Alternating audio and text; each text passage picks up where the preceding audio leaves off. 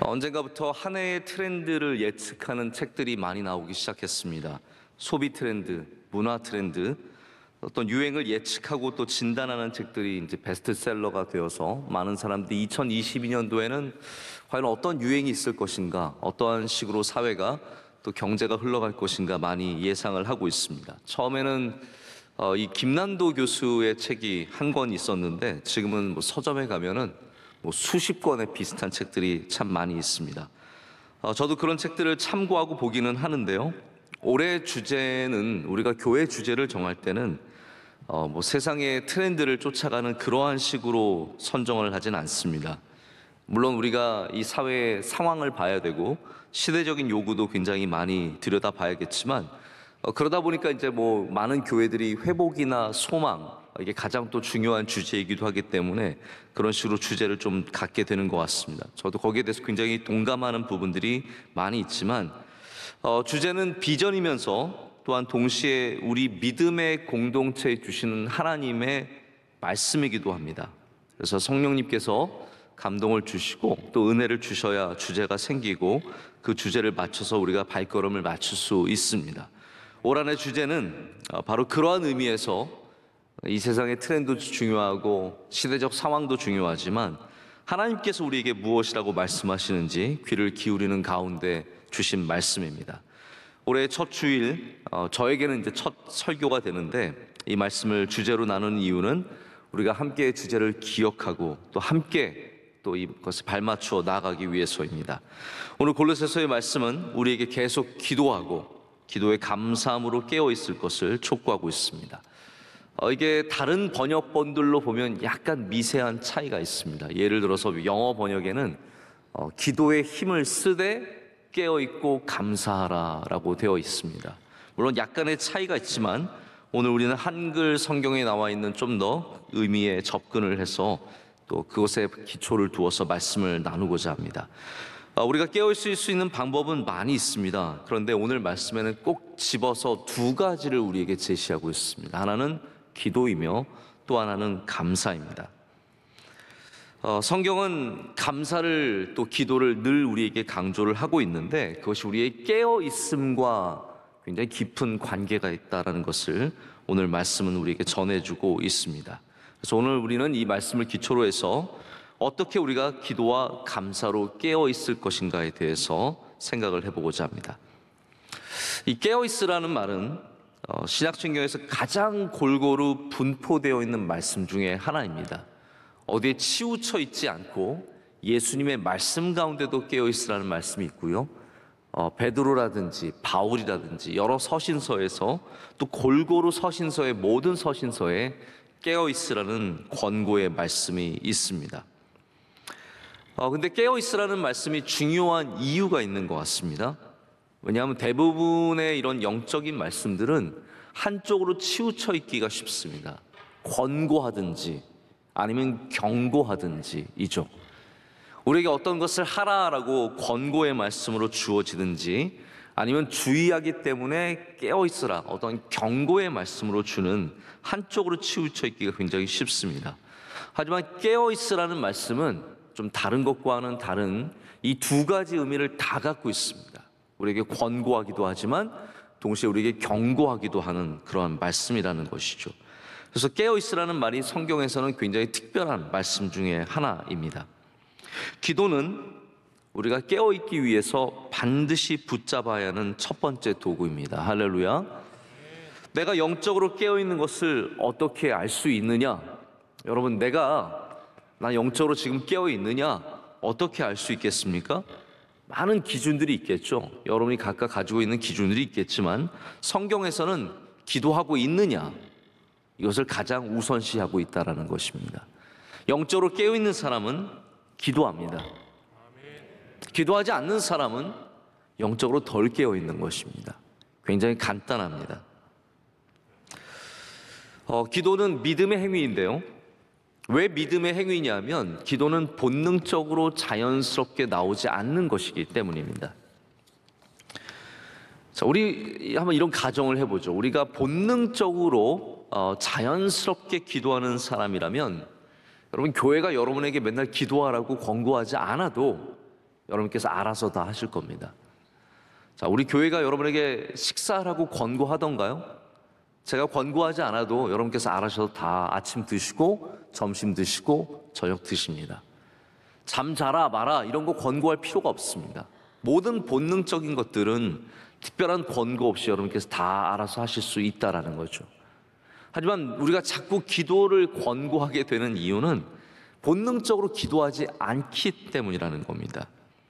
하나님을 떠난 인간의 본성이 기도가 아니라 항상 다른 방식으로 문제를 풀고 또 풀어가고자 하는 노력하는 모습이 있습니다. 연호는 자기가 태어난 강으로 누가 가르쳐 주지 않아도 본능적으로 찾아갑니다. 근데 우리 인간에게는 생명을 살리는 본능이 무감각해졌습니다. 여러분, 기도는 우리를 깨어있게만 하는 것이 아니라 우리를 살리는 힘이 있습니다. 그런데 우리는 그것을 누릴 줄 모르고 할 줄 모른다라는 말입니다.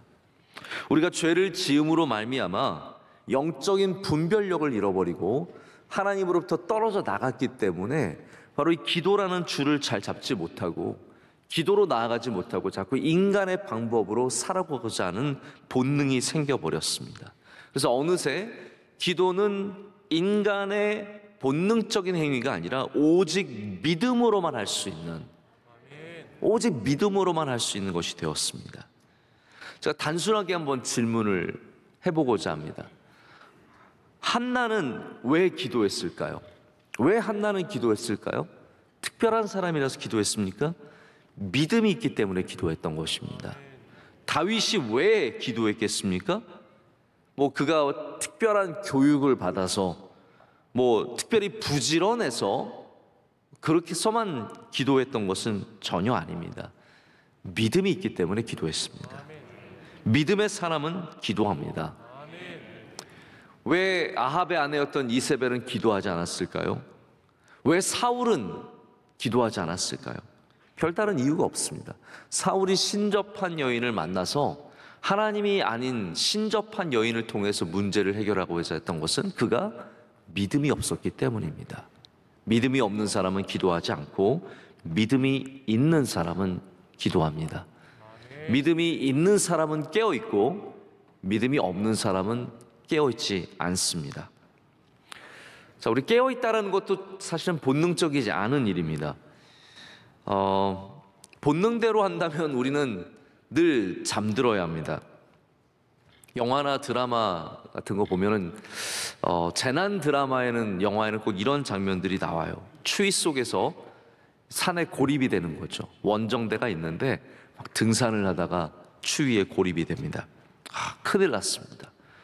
식량은 떨어져 가고 추위는 몰려와서 이 밤을 지새워야 하는데 이게 잠들면 죽는 거예요. 그래서 이 등반 대장이 이 김대원의, 어린 김대원의 막 등짝을 때리면서 잠들면 안 돼! 잠들면 죽어! 막 얘기합니다. 여러분, 이거 죽고 사는 문제잖아요. 근데 김대원이, 이 젊은 친구가 잠을 이기지 못하는 거예요. 그래서 막 잠이 들려요.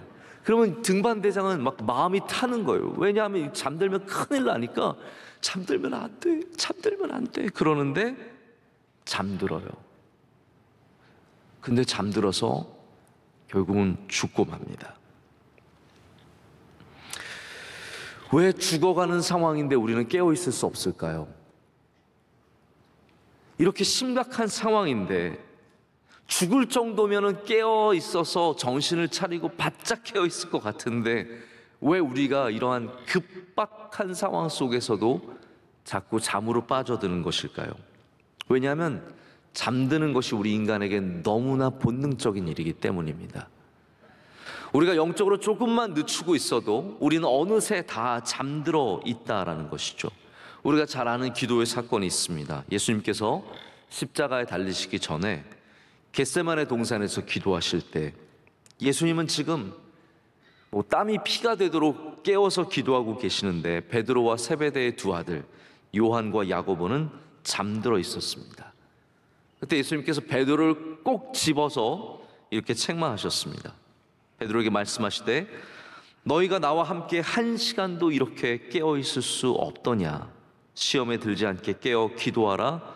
마음에는 원이로되 육신이 약하도다. 여러분 이해가 되십니까? 우리가 믿음으로는 깨어있기를 굉장히 원하지만 우리 육신의 본능은 자꾸 잠들게 한다라는 것이죠. 깨어있기 위해서는 이 육신의 본능과 싸워야 된다라는 겁니다. 베드로가 여러분 얼마나 마음이 아팠겠습니까? 야고보와 요한도 있는데 예수님께서 그들에게는 아무 말씀 안 하셨어요. 베드로에게 말씀하시되 너는 1시간도 깨어있을 수 없더냐. 그래서 베드로 전서를 보면은 신약 성경에 베드로 전서에만 나오는 단어 한 가지가 있습니다. 근신이라는 단어예요. 근신. 이게 근신이라는 단어가 술 취하지 않았다라는 말이기도 하지만 동시에 깨어있다라는 뜻입니다. 신약 성경 다른 아무 곳에도 나오지 않는데 왜 베드로만 이 단어를 썼겠습니까? 베드로가 예수님으로부터 책망을 들은 후에 그는 늘 이 기도의 문제를 붙잡고 살았습니다. 그래서 베드로 전서에는 우리 가운데 깨어서 기도하라는 말씀이 여러 번 등장을 하게 되는 것이죠. 베드로전서 4장 7절에 이런 말씀이 있습니다. 만물의 마지막이 가까이 왔으니 그러므로 너희는 정신을 차리고 근신하여 기도하라. 이거 어떻게 보면 예수님께서 베드로에게 하신 말씀 그대로 전하는 거예요. 너희는 어떻게 1시간도 깨어있을 수 없느냐. 시험에 들지 않게 깨어 기도하라. 마음에는 원이로되 육신이 약하도다. 이 말씀을 베드로가 받았기 때문에 우리 가운데도 깨어서 기도하라라고 베드로는 그대로 전해주고 있습니다. 예수님께서 깨어서 기도하라고 말씀하실 때는, 이 책망하실 때는 잠을 아예 자지 마라 이런 뜻은 아닙니다. 성경은 우리에게 잠자지 말고 기도하라고 말씀하시는 것이 아니에요. 이걸 오해하지 않으셨으면 좋겠습니다. 우리 성경에는 자꾸 이제 깨어 있으라, 뭐 잠자지 마라 이런 말씀이 많다 보니까 야 그러면 기도는 매일 계속 해야 되는 건가라는 생각을 하실 수 있잖아요. 성경은 오히려 우리에게 잠을 잘 자라고 얘기합니다. 잠이 하나님의 선물이라고 얘기하죠. 시편 127편에는 여호와께서 그의 사랑하시는 자에게 잠을 주시는도다. 할렐루야. 우리 그거 사모하시는 분들 굉장히 많으시잖아요. 네, 나는 교회 오면 잠이, 주님은 나를 사랑하시나 봐. 그렇게 생각하시는 분들 많으신데요. 중요한 건 이거예요. 예수님께서 말씀하시는 것은 너가 중요할 때 깨어 있느냐 이 말씀이세요. 1시간도 깨어 있을 수 없더냐라고 말씀하셨잖아요. 이게 물론 시간의 양으로서의 1시간도 될 수 있지만 그 중요한 순간에 깨어서 기도해야 할 때 그때 깨어 있느냐의 질문이라는 겁니다. 여러분 잠 주무세요. 그러나 중요한 순간에는 깨어서 기도해야 합니다. 잘 자야 합니다. 그러나 우리가 일어나야 할 때에 일어나지 않으면 우리는 큰 위험과 어려움을 만날 수밖에 없습니다. 군인이 계속 깨어 있는 사람이 어디 있습니까? 그러나 보초 설 때는 깨어 있어야 되는 거예요. 보초를 서면서 계속 잠들어 있으면 그건 영창감입니다. 교인도 마찬가지입니다. 우리도 밤에 잠을 잘 자야 합니다. 일찍 주무시고 푹 주무십시오. 그러나 일어나야 할 때는 일어나야 합니다. 깨어 있을 때는 빨리 기도 가서 열심히 해야지, 이것을 하지 않고 계속 잠들어 있는 것은 결국은 잠언의 말씀처럼 좀 더 자자, 좀 더 졸자 하다가 우리에게 멸망이 순식간에 닥쳐온다라는 말입니다. 이것이 바로 깨어있음의 자세입니다. 중요할 때 깨어있을 수 있느냐. 바울의 또 다른 편지인 데살로니가 전서에는 유명한 말씀이 있습니다. 우리가 잘 아는 말씀이죠. 항상 기뻐하라, 쉬지 말고 기도하라, 범사에 감사하라. 근데 이 다음을 외우지 않는 분들이 굉장히 많아요. 이게 짧으니까 너무 외우기 쉬우니까 외우는데 다음 구절이 굉장히 중요한 겁니다. 여러분 잘 아시죠? 이것이 그리스도 예수 안에서 너희를 향하신 하나님의 뜻이니라. 이게 하나님의 뜻이라는 거예요. 오늘 말씀에는 여기 항상 기뻐하라, 쉬지 말고 기도하라, 범사에 감사하라 나오는 중에서 세 가지 중에서 두 가지가 들어있습니다. 기도와 감사가 언급이 되고 있습니다. 근데 여기 저희는 항상과 쉬지 말고와 범사, 참 어렵지 않습니까? 근데 이 말씀을 오늘 제가 쉽게 말씀을 드릴게요. 이것이 중요할 때 하라는 말이에요. 꼭 해야 할 때 하라는 말씀입니다. 깨어서 하라는 것이죠. 중요한 순간에 기쁨을 잃지 않는 것, 항상 기쁜 것 참 좋지만 더 중요한 것은 중요한 순간에 기쁨을 잃지 않는 것이잖아요.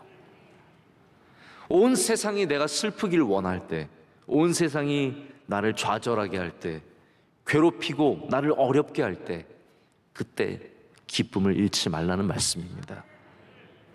가장 중요한 순간에 기도하는 사람, 그 사람이 깨어있는 사람입니다.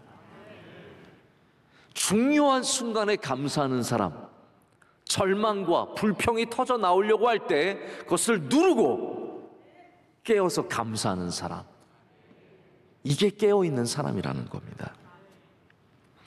그래서 우리가 깨어있는 교회, 깨어있는 성도라고 말할 때는 잠자지 말고 맨날 여기 나와서 기도합시다, 맨날 어떤 상황에서도 무조건 감사합시다라는 말이 아니라 정말로 중요한 순간에 기도하자는 겁니다.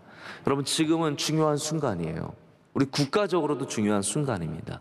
대선을 앞두고 우리는 깨어서 기도해야 합니다. 여러분, 가정의 중요한 순간입니다. 새해를 맞아서 여러분이 영적으로 깨어나시기를 축복합니다.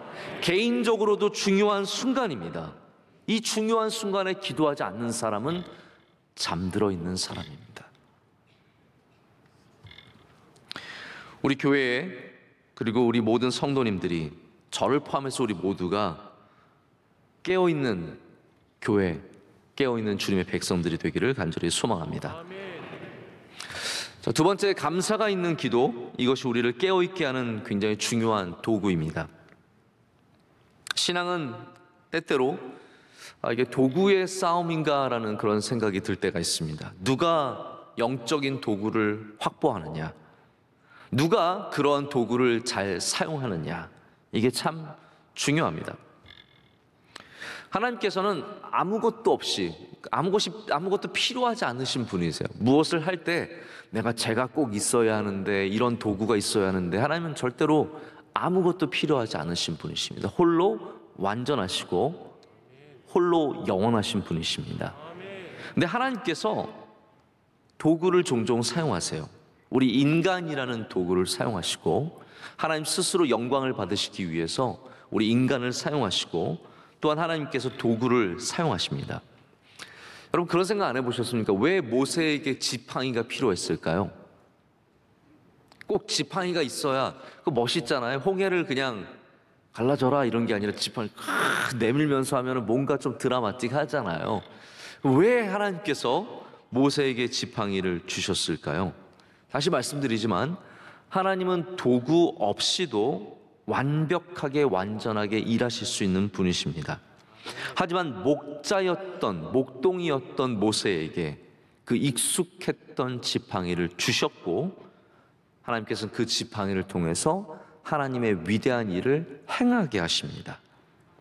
자, 보십시오. 하나님께서 우리에게 감사를 주시고 우리로 하여금 그것을 집으라고 말씀하시는 겁니다. 그 도구를 집어라. 마치 지팡이를 주시고 지팡이를 집으라고 말씀하신 것처럼 우리에게 감사라는 믿음의 도구를 주시고 감사를 집어 들라라고 말씀하십니다. 그 감사를 들고 나가서 싸우라고 말씀하시고, 우리 앞에 있는 홍해 앞에서 갈라지지 않는, 우리를 가로막고 있는 그 홍해 앞에서 그 감사를 내밀라고 말씀하시고, 감사를 통해서 역사하시는 것입니다. 감사는 깨어있음에 정말로 중요한 도구입니다. 도구가 우리 손에 익숙해지는 것은 굉장히 멋진 일입니다. 우리에게 손때가 묻은 것, 여러분의 살아가면서 손때가 묻어나는 것들이 있지 않습니까? 그것이 얼마나 아름답습니까? 골동품이 괜히 아름다운 게 아닙니다. 이게 손때가 묻어 있기 때문에 참 아름다운 것이죠. 생각해 보게 됩니다. 우리 이스라엘 이 유물들을 보면은, 특별히 예수님 때의 물건들을 보면은, 그때 사람들이 이것을 어떻게 만지고 살았을까라는 그러한 상상을 하면서 굉장히 은혜를 받을 때가 있습니다. 한 번은 제가 이 정치인들, 정치하시는 분들이 모여 계신 곳에 앉게 되었어요. 많은 분들이, 중요한 분들이 앉아 계시는데 마침 또 우리 교회에 계시는 국회의원 출신의 집사님이 한 분 같이 이렇게 오게 되셨는데, 이게 예배 전이니까 또 모든 분들이 성경책을 하나씩 다 들고 성경책을 테이블에 이렇게 다 놓고 얘기를 나누시는 거예요. 근데 이제 한참 얘기를 나누다가 어떤 굉장히 유명한 분이 우리 교회 그 집사님을 보시고, 아우, 의원님은 성경책이 엄청 낡았네요. 제가 보니까 진짜 그 집사님 성경책이 막 너덜너덜해요. 그래서 그러더니 그렇게 말씀을 하시는 거예요. 그래서 그러면서 하신 말씀이, 뭐 의원님은 교회 열심히 다니시나 봐요. 그랬더니 그 집사님이, 저는 명석교 열심히 다니고 뭐 이렇게 말씀을 하셨어요. 제가 보니까 다른 정치인들은 성경책이 완전 다 새삥이에요. 오늘 처음 받아본 것처럼, 다 처음 가져온 것처럼 완전 새 건데 우리 교회 그 집사님만 성경책이 완전히 헐어 있는 겁니다. 제가 얼마나 감동이 됐는지 모릅니다. 여러분, 손때가 묻어 있어야 진짜입니다. 손때가 묻어 있어야 돼요. 물론 오늘 성경책 사신 분들만 빼놓고, 마침 오늘 성경책을 10년 동안 쓰던 거를 너무 헐어서 더 이상 쓸 수가 없어서 바꾸시는 분들 계시겠죠. 우리 교회 교단에 또 어떤 훌륭하신 목사님이 계시는데, 이 목사님이 성경책을 갖고 다니시는데 뭘 많이 쓰기도 하셨고 또 거기에 메모지도 많이 넣어놓고 하셔서 정말 손때가 가득한 이 두꺼운 성경책을 갖고 다니세요. 참 은혜가 됩니다. 우리 원로 목사님도 성경책을 이렇게 펴면 그 안에 많은 것들이 적혀 있습니다. 언제 예배를 드리셨는지, 어떤 말씀의 은혜를 받으셨는지. 성경이 자꾸 헐어요. 저도 변명을 하자면 저는 성경을 계속 바꾸고요. 구차하게 이런 얘기를 해야 되는지 모르겠는데 저는 성경을 계속 바꾸고 읽을 때 여러 성경을 읽습니다. 제발 이해해 주세요. 진짜입니다. 그래서 성경을 여러 번역본을 읽기 때문에 제가 하나만 헐지를 않아요. 그러나 저도 예전에 신학교 때 열심히 성경 공부를 하고 그럴 때 성경을 아직도 갖고 있는데 그 성경은 참 오랫동안 써서 손때가 많이 묻어 있습니다. 여러분, 감사가 우리에게 익숙한 도구가 되어야 합니다. 다시 말씀드립니다. 감사가 손때가 많이 묻어 있어서 정말로 익숙한 도구가 되어야 합니다. 그래서 결정적인 순간에 이 감사라는 믿음의 도구를 쓸 수 있어야 합니다. 마치 다윗이 그 익숙했던 돌팔매로 골리앗을 쓰러뜨리시지, 우리 손에 감사가 익숙해지면 이 지팡이로 승리하고, 할렐루야, 이 돌팔매로 승리하고 이 도구를 통해서 깨어있는 주님의 백성이 될 수 있다라는 겁니다. 승리가 누구에게 있습니까? 익숙한 믿음의 도구가 있는 사람들, 이런 사람들이 승리를 인생 가운데 거두게 된다라는 겁니다. 저는 여기 깨어있다는 것과 감사라는 것이 관계가 있다는 것이 참 신비하게 느껴집니다. 참 귀하게 느껴집니다. 그리고 이것이 우리의 기준이 아니라 하나님의 기준이라는 것이 참 중요합니다. 만약에 우리가 그냥 논쟁을 하면서 깨어있는, 영적으로 깨어있는 것이 무엇일까? 이렇게 서로 물어본다면 여러분의 탑5 안에, 상위 5등 안에 감사가 과연 들어갈 수 있을까요? 영적으로 깨어있는 것이 무엇일까라고 한다면, 우리가 뭐 감사의 서울대 연고대를 따지자면, 아니 영적으로 깨어있는 것의 서울대 연고대를 따지자면 아마 감사가 그 안에 들어가기 굉장히 쉽지 않을 겁니다. 우리 대부분은 어쩌면 그냥 예배로, 기도로, 뭐 이런 것들, 말씀으로 이렇게 영적인 깨어있음을 많이 얘기하겠죠. 하지만 성경은, 하나님은 깨어있는 사람을 판단하실 때 감사를 보신다는 거예요. 감사가 우리가 영적으로 깨어나는 굉장히 중요한 통로라는 것을 오늘 말씀을 통해서 보여주시고, 우리가 데살로니가 전서의 말씀을 통해서도 확인을 한 바가 있습니다. 작년에 우리 추수감사절을 약 한 달여 정도 남겨놓고 정확하게는 9월 15일 날 새벽에 제가 어떤 말씀을 전했냐면 하나님의 은혜를 경험한 사람의 특징, 감사라는 제목으로 새벽 예배 설교를 한 적이 있습니다. 제가 그 후에도 몇 번의 감사 설교를 통해서 제가 전하고 싶었던 내용이 있었습니다. 그것은 뭐냐면 우리가 감사를 추수감사절에 가두지 말자라는 것이었어요. 다시 말씀드립니다. 감사를 추수감사절에 가두면 안 됩니다. 먼저는 이게 우리 목회자들이 갖고 있는 도전이고 문제입니다. 여기에서 사실은 감사가 결국은 추수감사절에 가두어짐을 당했습니다. 왜냐하면 제가 목회자를 좀 대신해서 이런 말씀을 드릴게요. 우리는 추수감사절이 너무 중요하기 때문에, 추수감사절 중요하잖아요. 그러다 보니까 자꾸 감사에 대한 설교의 부담감을 느끼게 됩니다. 감사를 매주 다른 때 설교를 할 수 없는 이유가, 감사에 대한 은혜를 받으면 우리 자동적으로 본능적으로 어떻게 생각하냐면 이거 추수감사절 때 말씀 전해야지 라는 생각을 가져요. 저만 그런 건가요? 우리 목사님들이 공감을 안 해주시는 것 같으세요. 그러다 보니까 우리가 자꾸 추수감사절에 감사를 몰아서 하고 다른 주일에는 감사에 대해서 별로 언급을 하지를 않게 되는 겁니다. 근데 우리 목회자만의 문제가 아니라 성도들도 마찬가지예요. 성도들도 감사절에 감사를 몰아서 하고, 자, 이때 감사했으니까 이제 넘어가자, 이제는 감사가 아닌 좀 다른 주제로 넘어가자가 되기가 쉬운 것 같습니다. 저는 그래서 오늘 좀 이런 선포를 해보고 싶어요. 우리가 감사를 풀어줘야 합니다. 할렐루야. 감사를 풀어서 추수감사절에 갇혀있는 감사가 아니라 날마다 드리는 감사가 되어야 합니다. 여러분, 부활도 부활절에 묶여 있어요. 부활을 풀어줘야 돼요.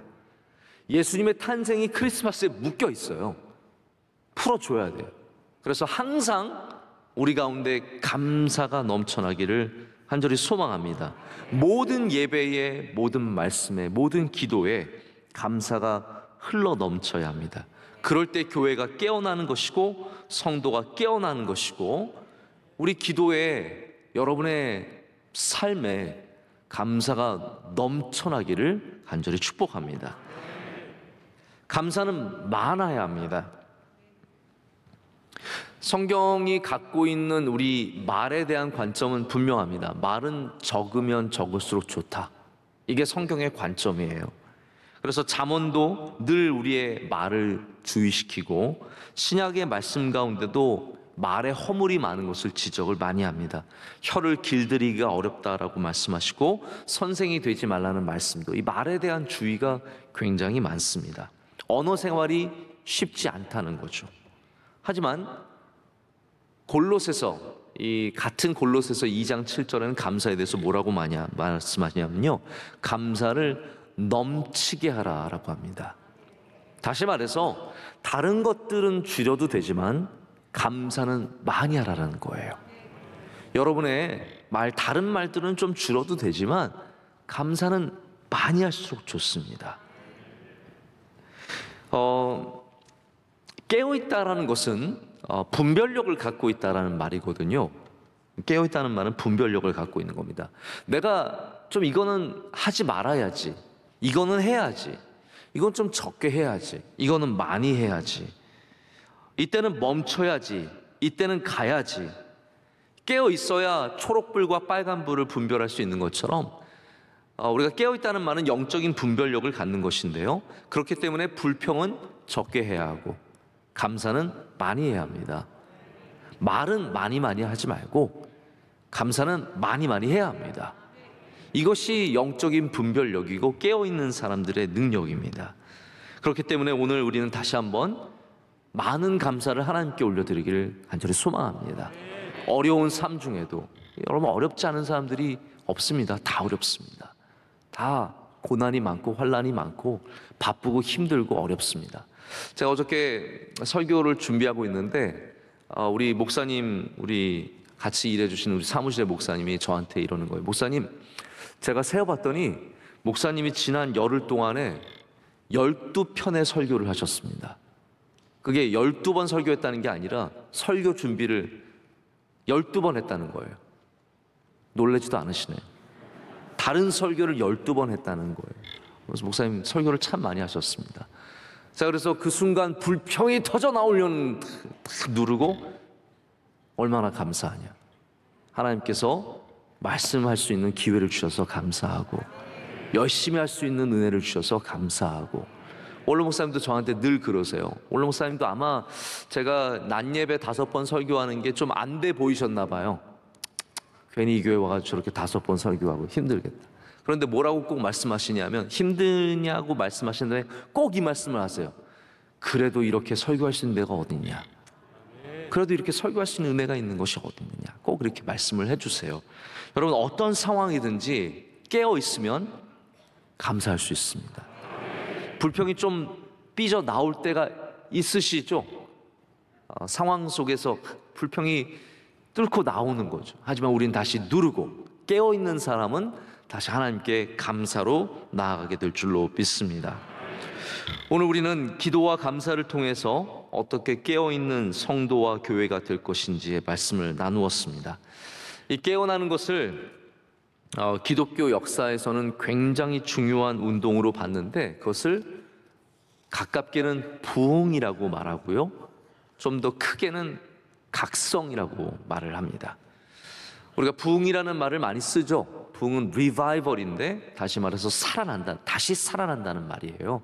우리의 영혼이 다시 살아나고. 부흥회가, 여러분 오해하지 마세요. 부흥회 하면은 그냥 설교가 긴 예배 아닙니다. 부흥회는 우리 영혼을 다시 살리는 예배. 이게 이제 부흥회의 본 목적이거든요. 식었던 영혼들이 다시 살아나고 잠들었던 영혼이 깨어나는 것이 부흥회의 본 목적일 겁니다. 근데 그 부흥이라는, 각 교회에게 임할 수 있는, 각 개인에게 임할 수 있는 부흥이 확대되고 그리고 더 확장될 때는 뭐라고 표현하냐면 각성이라고 합니다. 각성이 무엇입니까? 깨어난다라는 뜻이에요. 그래서 영어 표현에는 awakening이라고 하는데, great awakening 하면 대각성이라는 표현이 돼요. 미국에는 대각성 운동이 여러 번 있었습니다. 우리 학자들은 보통 2개의 대각성 운동은 확실하게 동의를 합니다. 1730년부터 1750년까지 있었던 1차 대각성 운동과 1800년부터 1830~40년까지 있었던 2차 대각성 운동인데, 대각성 운동은 아주 확장된 부흥을 말합니다. 몇 교회에서만 일어나는 것이 아니라 지역 전체에, 온 국가가 경험하는 것을 대각성 운동이라고 해요. 근데 20세기 중반에 하버드 대학교의 교수였던 맥러플린이 이 대각성 운동을 연구한 다음에 말한 것이 굉장히 중요합니다. 이분은 뭐라고 표현을 하냐면, 대각성 운동은 미국이 문화적으로, 사회적으로, 경제적으로, 정치적으로 위기를 만났을 때 하나님께서 주신 선물이라고 얘기합니다. 그리고 대각성 운동을 통해서 미국의 민주주의의 기초가 다져지고, 대각성 운동을 통해서 침체되었던 사회가 다시 번영하는 은혜를 누렸다는 것을 학문적으로 밝혀내는 일을 했습니다. 여러분, 그것이 아니더라도 여러분, 위기가 오면 하나님은 우리를 깨워주십니다. 어려움이 닥칠 때 하나님은 주의 사랑하시는 백성들을 일어나게 하십니다. 그리고 반드시 그 어려움을 이겨내게 하시고, 그리고 승리하게 하십니다. 2022년도 하나님께서 우리를 깨워주고 계십니다.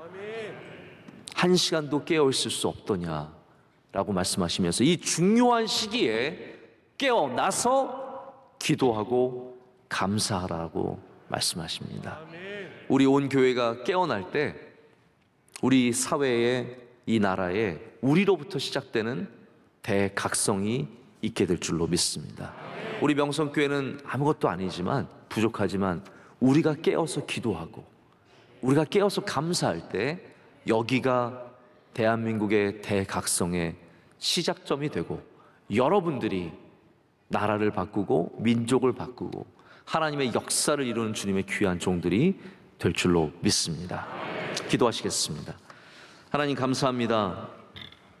2022년도에 우리에게 깨어남의 말씀을 주셔서 감사합니다.